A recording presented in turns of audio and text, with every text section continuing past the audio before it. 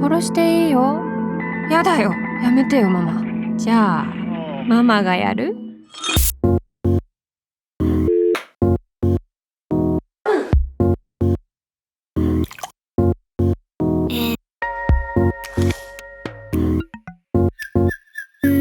この母親はもう完全に子供を支配してる目ですよね、これは。例えば家庭の中で暴力が起こってたりする時でも最後の最後まで親を守ろうとする子供ってすごく多いんですよね。そこがやっぱり自分の居場所やから。だからこの僕がママを助けなきゃっていうこの無意識までも母親はまた無意識的に利用するっていうことが起こるわけですよね。これ一緒に破るんべ。うわ、また儀式って大事なんですね。儀式大事ですよ。大事じゃなくてやっちゃいけないわけですよね。けど人をコントロールする時には絶対大事ですよ。そうなんですね。そう、2人でやる。2人でやることによって罪悪感を共有させて戻れないようにする。ベッド座っていい？吹き石の重みでベッドがきしんだ。ここでさらにこういう誘惑が。何この表情、もうやめてよ。しかしあら、めっちゃ明るい。めっちゃ明るい。何がわかるん？何がわかるって言うん？一体誰が狂ってるんやっていう風な混乱状態に陥りますよね。すごく大事なとこで、やっぱ僕たちの社会は正常と異常を分けたり、弱い人間と強い人間を分かるけど、そんなん誰にも分けられない。まさにそこが描かれて、そういう意味では気持ちいいというか、言うべきことをちゃんと言ってくれてる感っていうか、そういう意味の安心感はむしろあるかもしれない。あります。でもこれはお母さんの幼い頃の話まで遡るような勢いあるよね。もうなんかそれを見てるような感じがしたね。今日は精神科医の名越康文先生と毒親がテーマの漫画血の轍を読んでいきます。よろしくお願いします。はい、よろしくお願いします。いつものねゲーム画面を見ていく収録とはだいぶ勝手が違いますので、探りちょっとやっていく感じになるかと思いますが、そうですね、はい、一緒にお願いします。まずは作品と作者の紹介をざっくりさせていただきます。作者の押見修造さんは悪の花という作品がおそらく一番有名でして、クソ虫がって書いてある。これやばくない？押見さんは一貫して思春期の苦しみとか孤独、性的な葛藤みたいなドロドロした感情をテーマにるのが特徴ですね。僕も思春期の医者やからね、人間を見るんだったら思春期だって僕は思って精神科医になったから、出来上がった人間なんか見たって型にはめられてるだけでしょ。今まさに出来上がっていく過程が見られるっていう。そうで、出来上がっていくとは何か言うたら、要するに糊でペタペタ貼ってカチカチにしていくっていうことで、その中には柔らかいさなぎの中にぐじゅぐじゅしたこの芋虫さんがいるやんか。柔らかいプチュッと潰れそうな、それが本体やんか、人間の、ほんでそのさなぎをかぶる過程が大人になるっていうことでしょ。ということはその思春期で露出してるものはずっと持ってると、人間でそこが本体なんやぐらいの勢いがあって、僕は何でか知らんけどそれだけはね、精神科医になった当初から分かったんですよ。人間そのものって思春期なんですよね。だからなんで思春期なんですかって言われたら、いや思春期こそ精神学でしょって僕が言うと相手がみたいな。側だけじゃなくて中も見られるんだからっていう。そうです、全くその通り。特にこの方の作品で面白いなと思うのは、悪の花にしても血の轍にしてもそうなんですけど、押見さん自身の出身である群馬県が舞台になっていて、群馬県なんや。で実家の近所の風景とかは本当に絵の背景になっていたりとか、結構詩小説的なというふうにご自身でもおっしゃられてますけど、詩小説と自ら言うんやから、やっぱり自分のある意味体を傷つけるような作業もしてはったかもしれへんよね。そうですね。もう主人公は自分の投影だし、もう自伝的な作品だというふうに語られていて、もうはっきり言ってはんねや、もうそれやったら太宰治とか三島由紀夫とか、ああいう系風かもしれへんよね。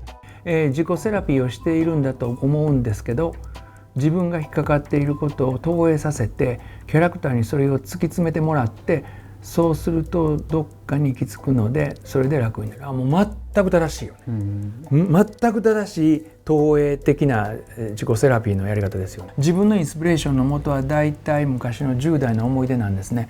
完全に読者がそれを追体験できるようにして、うわーすごい、もう巻き込みたいねそうなんですよ。もう読者を完全に入らせたいねっていう漫画を描いてらっしゃる方。うわもう M であり S ですね、完全に読者がそれを追体験できるようにしたい。うわこれもう魔物的欲求ですよ。恐ろしい人です。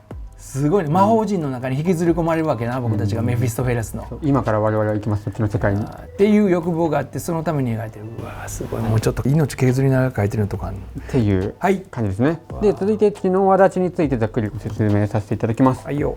はい主人公は男子中学生の誠一くんという男の子なんですけれども、その誠一くんと母親聖子の親子関係がメインのテーマになってます。なんかすごい、もうこんなんものすごい昭和やで、あえて昭和テイストな感じやで。ガロがお好きらしいですね。やっぱりそうか、これはね、その頃の小学館のね、小学校1年生とか小学2年生とかの表紙がこういう絵やったんですよね。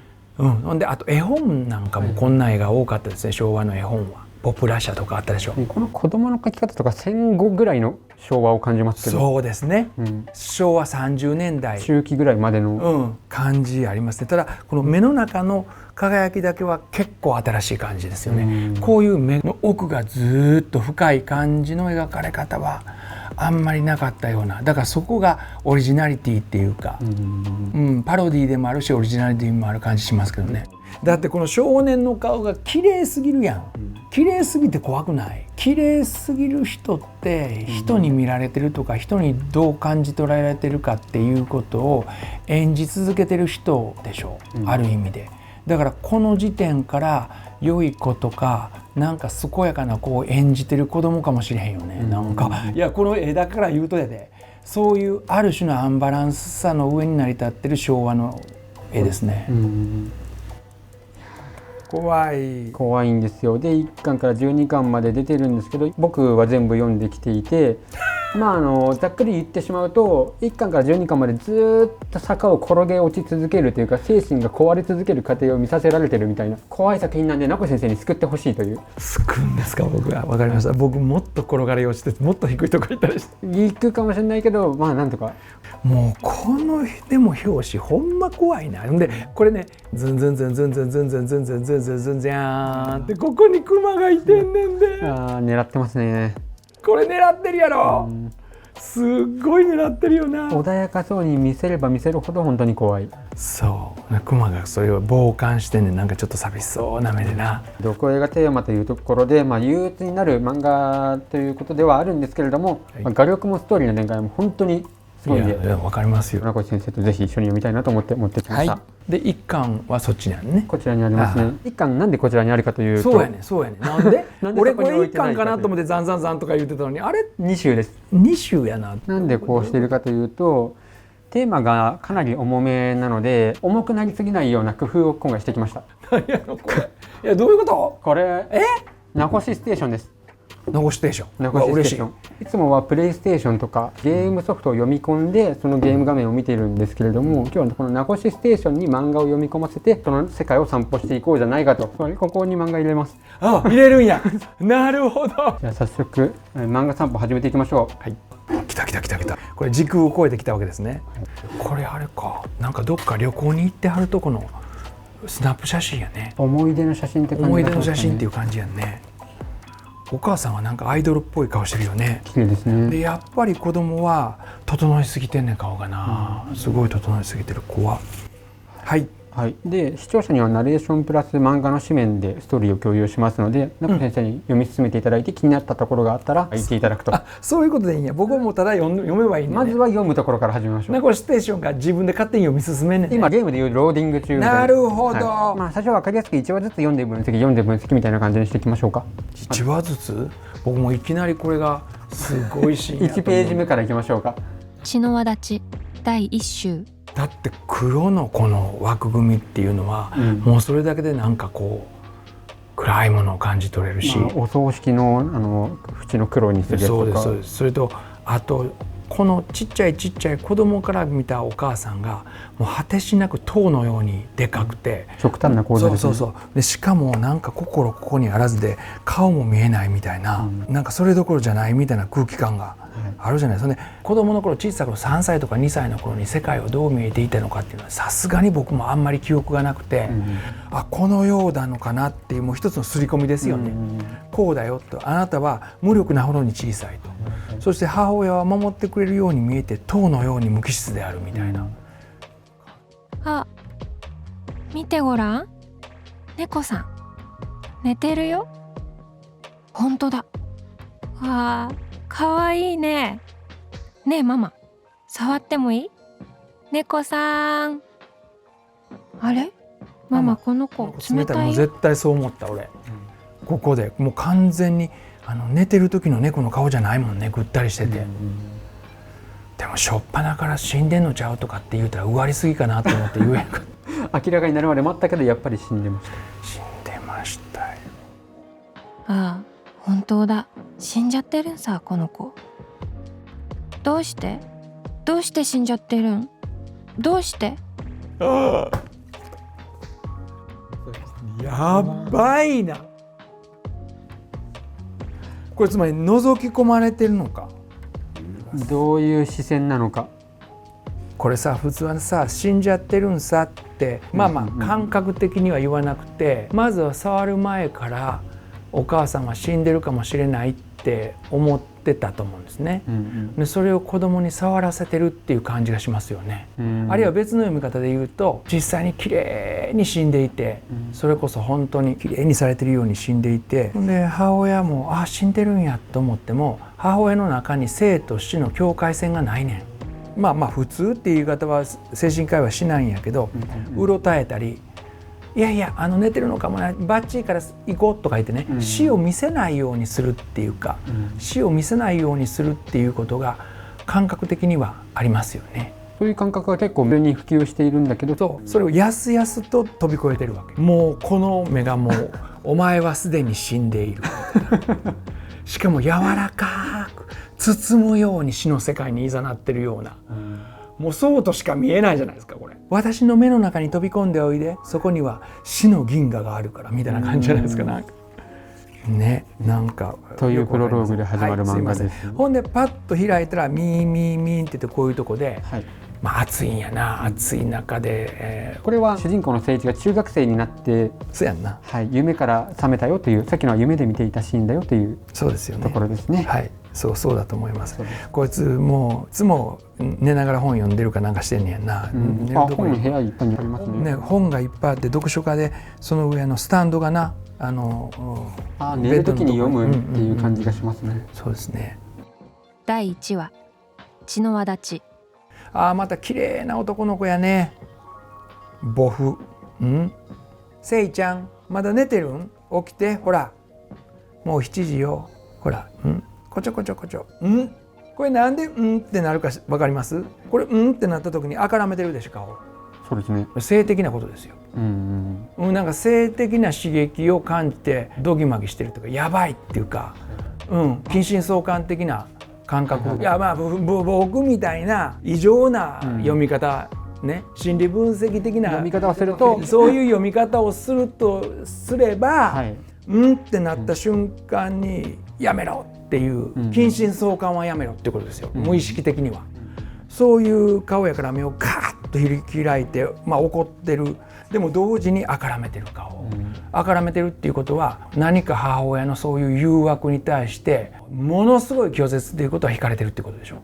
これから僕も異常に分析しますけど、真実じゃないですよ。そうここ大事なんですよ。真実じゃない、全然。でもセラピストは全部読んで、どこが正しいのか、どこは間違っているのかで修正していく、ぼーっと聞かない。その時にあらゆる発想を持つわけで、普通は黙って聞いてます。これは一応番組ですので、全部ではないけど、半分4割ぐらい、4割ぐらいをできるだけ言語化するっていうことになってるので、後でバーンと間違ってる可能性もあるし、これが真実かっていうふうに思わなくて結構です。そうですね。これもたびたび言わなくちゃいけないんですけど、解説じゃなくて解釈を今からやっていくんですよっていう。そうです。で解釈には必ず大体2通りぐらいあるんですけど、その中で一番初めに出てきたものとか、あるいはちょっと引っかかる解釈を選択して言ってるんですね、実はね。なんかややこしいことですけど、なんかでもこのシーンがもう今回のクライマックスでしょ。まだ違う、絶対違う、絶対違う。13ページ、まだ13ページ、しかもこれは11ページからやっと本編始まった感じです。そうですね、2回めくったぐらいですよね。はい、ほらこういうなんかもう完全にこの時点で力関係わかるよね。それまた下からのアングルですね。力関係が分かって、この母親はもう完全に子供を支配してる目ですよねこれは。うん、世界全般的に特に日本では感情で子供をコントロールしようとするのが普通の教育じゃないですか。日本の一般的な男だって女だって。これ中学生ぐらいと下7時になっても起きてこなかったらもうお味噌汁冷めるよとかね。母親っていうのは2つの感情を持ってるじゃないですか。そのいい加減にしなさいよって言っても降りてきたら何食べるってこうパッと変わることできる。アドラー心理学的にはこういう子育ての仕方は良くないって言うんやけど、でももうそういう母親としての母性的な感情がないように見えるよね。あればちょっとぐらつきがあるし、これだけの画力の人はそういうものも描けると思うね。完全に客観的に観察動物のように、しかも自分のもうこんななんでこんなもん選んだんいいだ。いやこれは重いですけど、いやどうぞ話してください。なんかその自分の獲物みたいな、なんかターゲットみたいなぐらいの感じにまでふっとこう見てるね。なんか綺麗な絵なのに気持ち悪い。そうですね。沖縄朝飯肉まんとあんまんどっちがいいん？肉まん。早く降りてきな。ベッドを抜け出した誠一は今へ向かう。起きたんか。お父さんいた。もうお父さんがいてほっとしたな。続いてのニュースです。昨日夜10時なんかもう肉まんだけの朝ごはんこの肉まんうまそうやな。この肉まんったら線だけやねんけどなんて上手なんやろ。なんかふかふか感ありますね。ふかふか感がある。あります。今日さ飲み会だから、いや9時くらいには帰ってくる付き合いだし、ずっといたってしょうがねえしさ、ほどほどにね、大丈夫だ。本当に帰るからってのも意味深な言い方してますよ。もうわけわかんない。帰んないことが結構あるんですね。そう群馬南部今日も暑いって。この水着の名札消えかけてたから書いといたからねっていうとこなんかものすごく細かいところに気を使ってるっていう感じで、一旦ちょっと読者をホッとさせるセリフですよね。家を出て誠一は学校へ向かう。ウィースってな、このいってえなもつけたようなセリフなんですよね。なんか自分が少年を演じてるようなセリフなんですよね。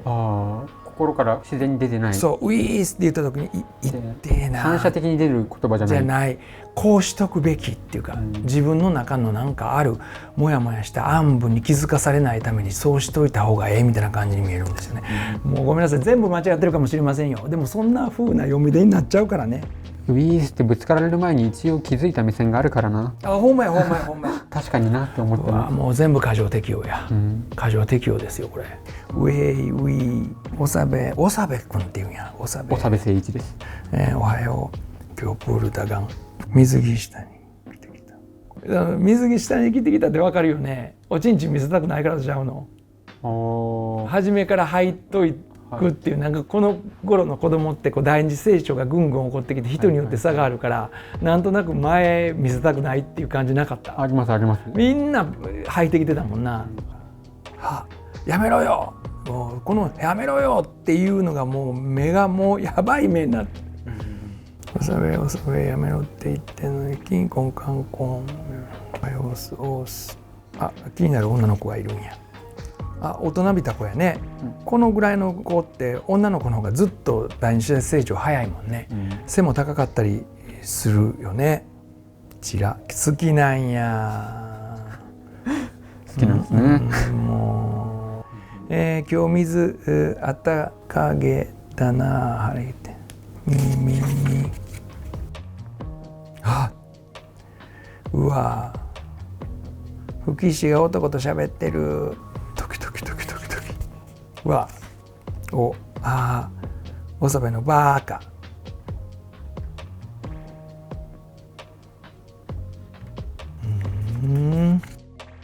明日は土曜日。誠一は友人と豚骨ラーメンを食べに行く約束をして盛り上がる。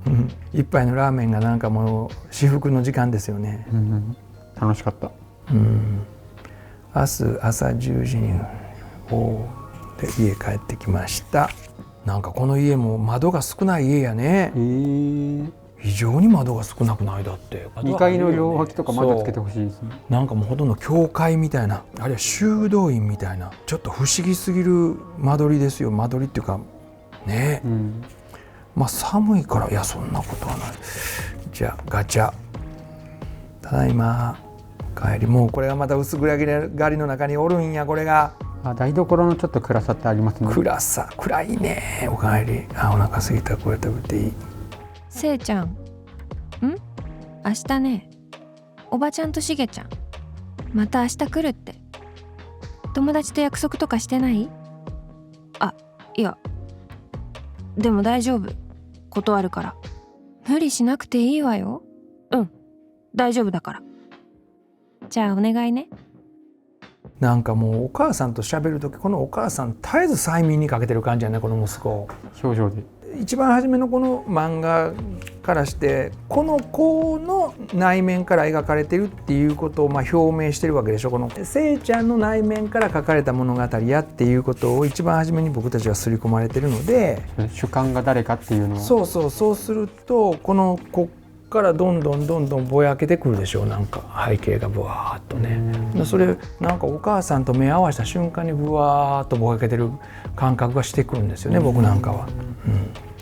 怖いね、気持ち悪いね。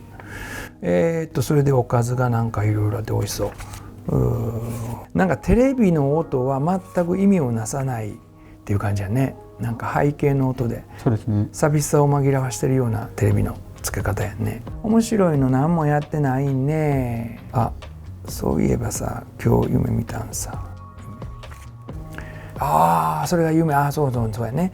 触ったら冷たくて死んじゃってて、そういう夢確か本当にあった気がするんだけど。せいちゃん覚えてる？あれ確か3歳よ。せいちゃんが3歳の時、よく覚えてたんね。なんかわざとらしいねんな、この顔がな。なんかちゃんと分かっててわざと驚いてるやろみたいな。だいね、あったよね。俺も夢で見て思い出したんだけど。そうだいね。道に倒れてたんさ、猫が。それでせいちゃんが猫だって駆け寄っていって、2人で撫でたんだいね。冷たいよって、死んじゃってるんさって。ちゃんと覚えてるんね。すごいね。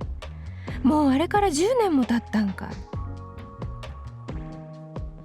せいちゃん、ママに抱きしめさせて。出た。すごい。もう出たな、もうほんま。今一旦はい、わかりましたはいね、どうしてもアドラー派やから、その場でこうコメント言うことに慣れてるから。そういうもんなんですか、アドラー派って。アドラーってその場でコメント言うんです。どんどん分析、ある程度話聞いたらもうどんどん分析始めるっていうね、傍若無人なそんなこと言ったら怒られる。全部聞いてから話をするっていうね、習慣がないんですよ。やめてよ恥ずかしいな。よかったな、恥ずかしいって言えてな。でもあの猫どうして死んでたんかね。さあ、車にひかれたんじゃねえ。そっか、そうだいね。うわー、はい、ついてる白猫なだけに余計怖いという形で終わりました。1話が終わりますと。もういや、もうだってこれ明らかに、でもあの猫どうして死んでたんかねってじろっと見て、試してるやん。なんて答えるかっていう。そう試してる。ほんでさ、車にひかれたんじゃねえんって、車にひかれたわけないやん。ぐちゃぐちゃになってなくて綺麗やったんやから。そうですね。ねえ、もう怖すぎる。これほんまにこういう人がいたらすごいよね。もうホラーそのものやん。でもこれはもうほんまにただの虐待というよりも、ネクロフィリアやね。死体愛好。そうネクロフィリア。いろんな人が使ってんだけど、僕が知ってる限りでね、エリヒ・フロムって愛するということっていう本知ってます？これはもう読んだ人は絶対幸せになる本やと思うんですけど、愛とは何かっていうことをすごいちゃんと書いていて、愛に対する幻想も取り除き、愛の普遍性も書いてる精神分析家のエリ・フロムの最高傑作の一つだと思うんですよ。その中でフロムってナチスの経験があるでしょ。ヒトラーとかナチズムっていうのはどういう思想にのっとっていたのかっていうのを彼は精神分析の技術を駆使して、分析するっていうのは何でかというと、彼はユダヤ人やったからたくさんの同胞を失ったり虐殺されたりしてるわけでしょ。それなんでそれが民主国家であったドイツで起こったのかって、ドイツで起こり得るということは世界中で起こり得る、これはもう人類の普遍的なテーマやっていうので研究するわけやな。でその結果一つの到達点としてバイオフィリックって要するに生きる生というものを謳歌する、もう一つはネクロフィリックっていうね。生とは何かって言ったらランダムであるってことやね。僕と飯田さんの顔も違う、日に日に僕の顔も違うよね。ある時お酒なんか飲んだら顔が腫れてるかもしれへんし、ちょっと食べられへんかったらげっそりしてるかもしれへんし、その日の気分とかそんなんで思考性も変わるし、もっとすごいのはこのシーズンイチョウの葉っぱなんか残ってて、一本の木に何万枚っていうイチョウの葉っぱがあって、イチョウの葉っぱなんで一番描きやすいやこういう手のひらみたいなこんな感じやけど、一枚一枚全部違うでしょ。ことさらに違うねやな。あんな10万枚も例えばあったらね、1枚ぐらい全く一緒っていうのがあってもおかしくないやん。人間が書いたらそうなるで、でもそれは本当に必要なほどにランダムばらけるわけですよね。絶対に同じにならない、そこがすっごい生命の特徴で、ところがある意味発達しすぎた脳はそれをすごい嫌うわけでしょ。均質であれ同じであれ、同じ作業をして同じ効率を維持せよ、これ一番経済にとって安定するかもしれへんわけやんか。やっぱりアルゴリズムなんかを見たらこの通りにこの100万人は動くはずや。だからこれだけのものを作ればいいっていうね。数字で考えられる方が楽だよねって。そうだから結局脳優位っていうのは自然にネクロフィリックが面白いでしょ。脳も生きてるのにな、でも大脳皮質優位になるとネクロフィリックになっていく。そこまではもちろんフロムは昔の人が言ってないけど、僕の意訳やであくまでも。でその中で最も人間は生命を崩壊したり自分の人生の中でどっかで大きなつまずきをするとネクロフィリックな人間になっていくと、でそのネクロフィリックな人間っていうのはファシズムであり、人を殺しても全く微動だにしないような、あるいはもっと言ったら殺したり虐待することを快と感じるような、あるいはもっと言ったらそれを性的な充足と感じるような、そういう脳として育っていくっていうかね、そういうのがネクロフィリックっていう言い方でまとめられてると僕は思うんですよ。いろんな本を総合するとですよ。これまさにこの第1話はネクロフィリックな親っていうこうのをちょっとだから逆にネクロフィリックまではいかないでくれと、ね、せめて子供をいじめてしまう程度の親であってくれって思うんやけど、もう子供を人として見てないぐらいの感じがあるんですか？そう自分のネクロフィリックな感情、つまり死体愛好的なって言ったら言い過ぎや、ある一面やけど、つまりはどうしようもなく整然とした死が好き、整然とした、静かな、そして一方向にただ腐っていって朽ちて最後は骨になっていくっていうのは、そういう静かな死の世界が好きみたいなね、そういうところになんか見せられているというか、だからそれはもう言うたら僕の空想ですから、そこまではいかんといてくれと。この後の話でどうなるかというところだけど、そこまではいかんといてくれというような祈りが起こってしまいました。なんだろう、ネクロフィリックっていうのは扱いやすいものが好きとか、そこもつながります。すごいね、分かってきてますね。その通り。その入り口は自分の好きに相手を動かしたい、支配するためには恐怖で支配したいと、恐怖で支配して貸し付いてもそれが愛だといつの間にか誤解して、変態になっていくわけですよね。主体的に選んだものではなくて、言われた通りにやってるのを見て性的な欲求を感じたり快感を感じたり充足したりするっていうね、そういうところへどんどん行く。でそれは入り口なんですよね。でそれからどんどんネクロフィリックな世界に、もう世界を均質に変えていきたいと、一色に塗っていきたいっていうような欲望になっていくと、その一つの極点にナチスがあったりヒトラーがあったりすると。疲れた。というわけで1話はこんな感じでした。すごい漫画ですねこれ。いやでも本当に僕もこれは怖いから、やるかどうか迷ったんですけど、親子関係ってやっぱ普遍的な話題だと思うんで、これでの動画で救われる人がいるんじゃないかなっていう。確かにもうちょっと言っていいですか？お願いします。親が奇妙な行動をとる。例えばね、感情が分かる親の中にも毒親っているじゃないですか、とにかく子供を自分のストレスのはけ口にする、子供に当たる。で子供はどんどん過剰適応して親の前で子供を演じ出して、親のストレスの発散源になることで自分は食っていけると思うわけでしょ。それもすごい辛いことじゃないですか。でもそれは親がいつ起こり出すかと、そのパターンが子供も分かってくんねんね。その時は自分の身を犠牲にしてでも自分が役割を果たして、例えば虐待を受けるとか、すごいひどいこと言いますよ。でも僕はそういうのいっぱいある意味見てきた特殊な立場っていうか、そういう運命やったんで、そうするとそうやって叱られたりなじられたり、ある場合ではつねられたり、でもそれは一つの自分の役割やと。子供で本能的に仕事みたいに関してそれを果たさないかったら、この家からどうせ出ていけとかね、夜中に5時間もガチガチ震えながら外で出されてたとか、そんな経験もそういう子はあったりするわけでしょ、場合によっては。でところがそういう本当にひどい虐待でも親の感情をある程度追えるんですよね。この親はいわゆる未熟であると。で僕の人生的な定義は、悪というのは所詮未熟なものだと、ね、未熟性にあるっていう。でも未熟じゃない悪があるはずやと。完璧な悪。そうで僕はスター・ウォーズのダース・ベイダーは未熟な悪やったと思うんですよ。やっぱり小さい頃にお母さんを救えなかった、トラウマとか人間味がまだあった。そうです。人間味がある分、逆に言うと悪の完璧性には欠けるわけですよね。未熟っていうのはバカにしてるっていうんじゃなくて、でも一方では失望はしたんよ。だってダース・ベイダーこそ完璧な悪じゃないかと、つまりハンニバル・レクターみたいな、ある種完璧な悪じゃないかと思ったんやけど、未熟な悪やった。でも未熟な悪ってどういうことかというと、まさに飯田が言ったように、人間味のある悪なんですよ。未熟性っていうのは人間味、温かい血を担保しているということなんですよね。ところがそうではない悪もあろう。取り付く島がないっていうか、もうそうツルツルの、大理石で磨かれた大理石のようなツルツルの悪があるんじゃないかって、なんかそれをちょっとねゾクゾク感じちゃうんですよね。そうなんですよね。怖いんですよ、このお母さん本当に。